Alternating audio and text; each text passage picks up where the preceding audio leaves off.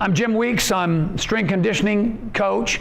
I also teach leadership, coach basketball, and this is the Bulldog Way. So when people ask us what the Bulldog Way is, about a year and a half ago, Mr. Raymond and I were talking about having a leadership culture and having a leadership class at Auburn High School.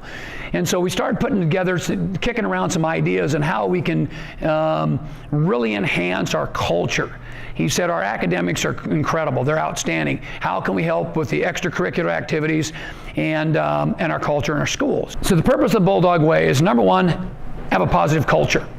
And I think Mr. Hughes and Mr. Swartz did a great job of last year of developing relationships and really trying to do a good job of people feeling good about being here at the school. Second thing is healthy lifestyle. And so that's the second part of sleep and nutrition and mental health and avoiding drugs and alcohol. And the third part is peak performance. Whether it's in the classroom or in the extracurricular activities, those are the three things that we're looking at. So when people ask, what is the Bulldog Way? That's what we want to focus on. 6 pillars of the Bulldog Way.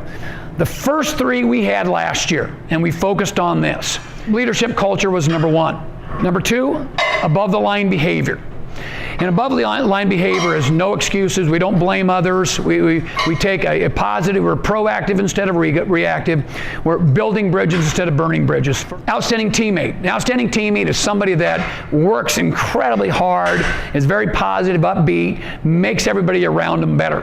And a good example is when you are outside of your athletic teams, are you supporting and promoting your teammates?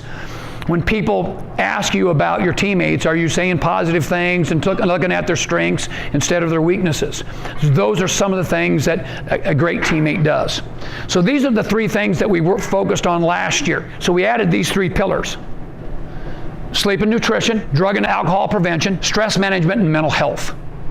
And so those are the 6 pillars of the Bulldog Way.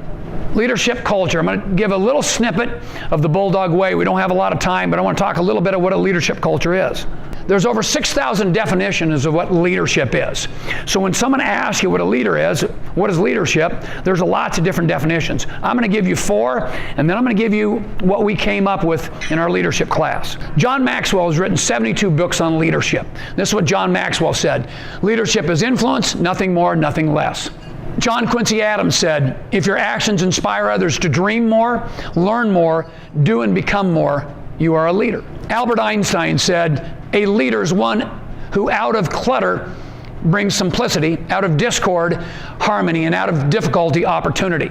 So what does Einstein say a leader is? Somebody that can bring simplicity, somebody that can bring harmony, and somebody that creates opportunities. And Ronald Reagan said the greatest leader is not necessarily the one who does the greatest things. He's the one that gets people to do the greatest things. And so I gave our leadership class multiple different types of definitions of leadership. And this is what they came up with their leadership. This is the definition they came up in their class. Leadership is the ability to influence others by demonstrating a positive examples and a selfless attitude that creates a successful culture. They did not want leadership to be influence. They wanted to be a positive influence and a selfless attitude that creates a successful culture.